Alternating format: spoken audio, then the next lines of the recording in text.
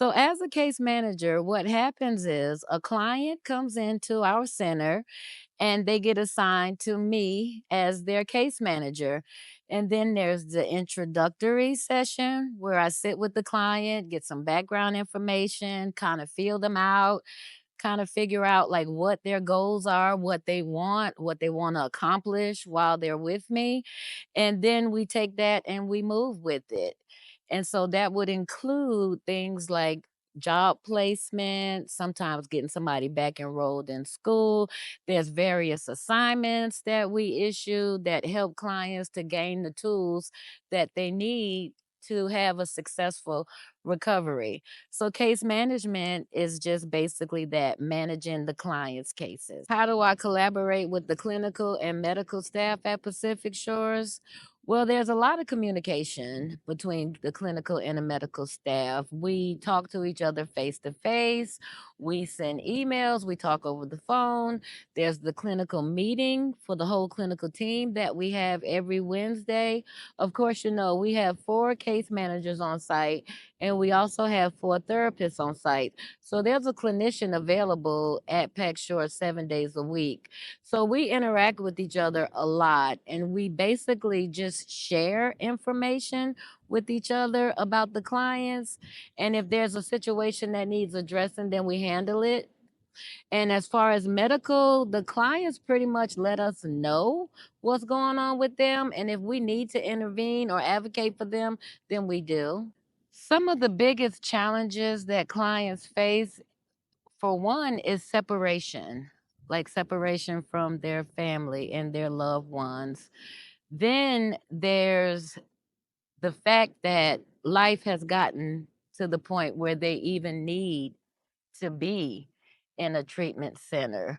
So sometimes clients come in and there's a lot of doubt, a lot of shame, a lot of guilt, a lot of uncertainty.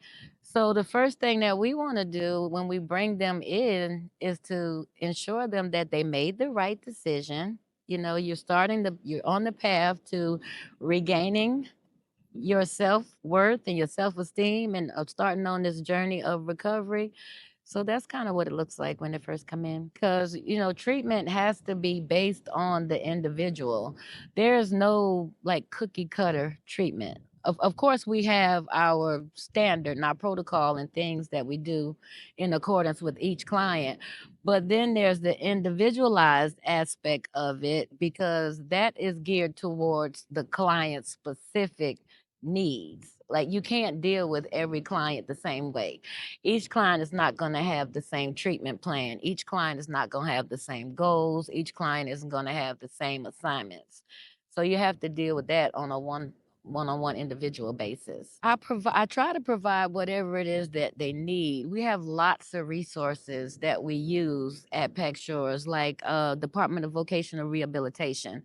That's a great resource that I use, and they provide everything from clothes for work, school, whatever they need. Then we try to help them with their sober living needs as they get ready to transition out of the program. There's sometimes clients they need different documentations so that they can enter the workforce. So we can assist them with like getting to the DMV or the Social Security office. If a client doesn't have the means to purchase food, we help with things like that and other resources that we use within the community. The strategy that I use the most is honesty. Honesty. I'm honest with my clients. As a recovering addict myself, I've experienced many of the things that they're experiencing. I know what it feels like to walk into a treatment center for the first time and not know what to expect. So I share my life with them and I just work towards building a bond with them so that they know that there's no judgment. I want you to know that you can trust me completely. Like I'm here to help you. So the first thing I want to do is make sure that I'm able to build a bond with them by holding conversations, by giving them assignments and going over those assignments with them. And as time moves forward, I usually bond with my clients really well, and we end up having a very, very good relationship. But I've had a client that graduated earlier this year, and this client was with me for some time, about 7 or 8 months. And in the beginning, it was a struggle, but he was open minded. He was willing. It got to the point where he developed a level of trust and affirmation for me. And when he graduated the program, it was a very proud moment for me. And this client today, we have now employed as a BHT.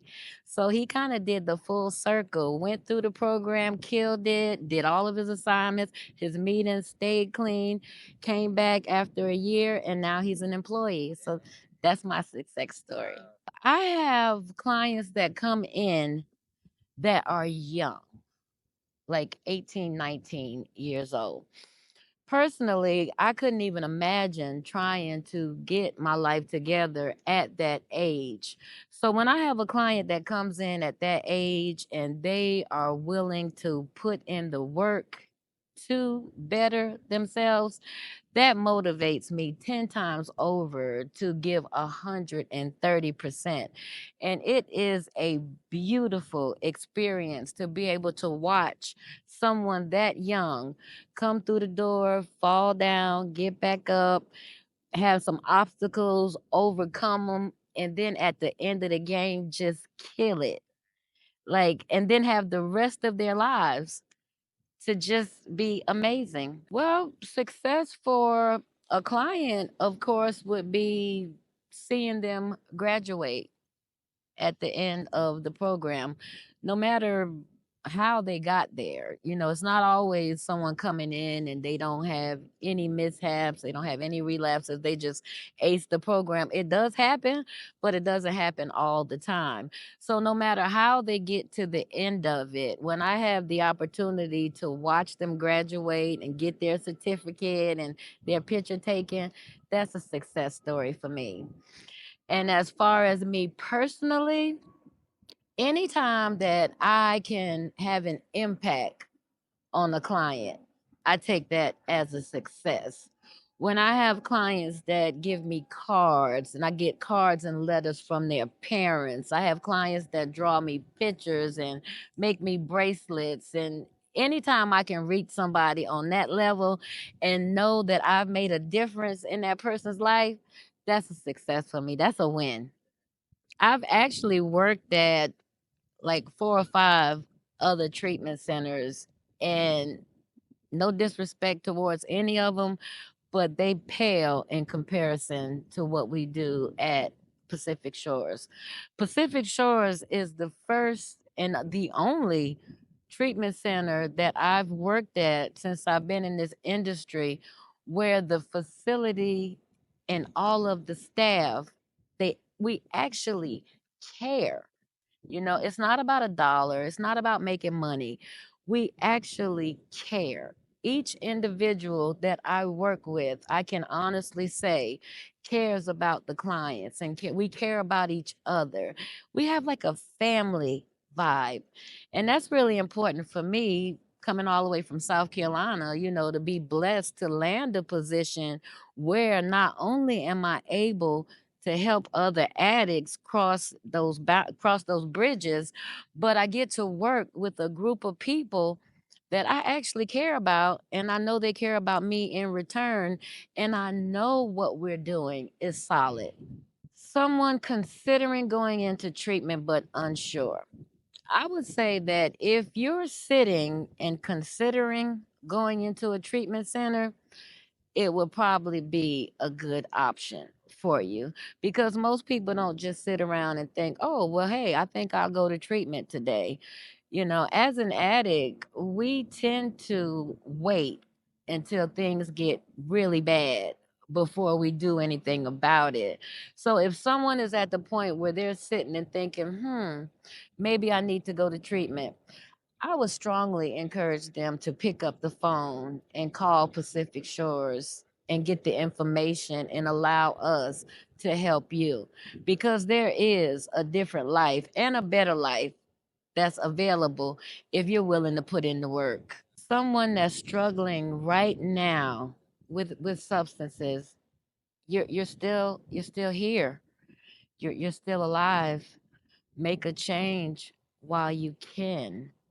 Nothing changes if we don't change it. Addiction, the end goal of addiction is to end us. And that's it. It doesn't stop with losing the house or losing the car or family arguments and things like that. It wants to take you straight into the ground. So while you're here, take the opportunity to invest in yourself. Take the opportunity to heal. Take the opportunity to make the changes that will allow you to live the life that you deserve, because everybody deserves to have a sober, happy, peaceful, and prosperous life. And we're not going to usually have that when we're active in our addiction. And it can seem dark and you can feel lost just knowing that there is something on the other side of it. You just have to get up and go get it. What keeps me passionate is doing for other people what was done for me. Um, I heard Mark say once that our scars and our wounds become our resources. And I was like, whoa, wow. So that means that everything that I have went through in my addiction and prior to my addiction, all of my hurts, all of my pain, all of my trauma, those are now my resources. And I get to use those things to help other addicts. That keeps me going and that keeps me motivated. I got diagnosed as being pre diabetic, and it scared the daylights out of me. That's how I lost my dad and my grandfather, was to diabetes. And it just scared me to the point where I was willing to do whatever I needed to do to avoid that, because they told me that from where I was, it was reversible. So that meant I had to lose some weight. I had to change what I eat. I just recently joined the gym. I have a personal trainer. I get up 6 o'clock every morning and go to the gym. I walk on the treadmill, I do the elliptical, go home, take a shower, come to work, and my day just seems to be amazing after that. It was, I don't know if I would necessarily say it was hard, more so than I just kept putting it on the back burner. Like, "Oh, well, I'll do it later. I'll do it later. Well, I don't have anybody to go to the gym with, or it's not that important." It was just the issue of just making a conscious decision. Like, I'm working on myself on the inside, I need to work on myself on the outside as well. I can't just change what I eat. I have to exercise. But I will say, once I started doing it, it was just up from there. Like, there's just a feeling that you get after you went in the gym and you had thugged it out a little bit. You just feel amazing. I am actually 3 courses away from graduating with my master's degree. I've been accepted to the University of Maryland to go on and start my doctoral degree in August. So I am doing my education. I'm in my zone right now. It's like my work life is good. My family life is good. My social life is good. My recovery is good. I'm in such a good space right now. I'm just in awe of everything that God has blessed me with. And to be able to take all of this and turn around and give it to other people, I can't even tell you what that feels like.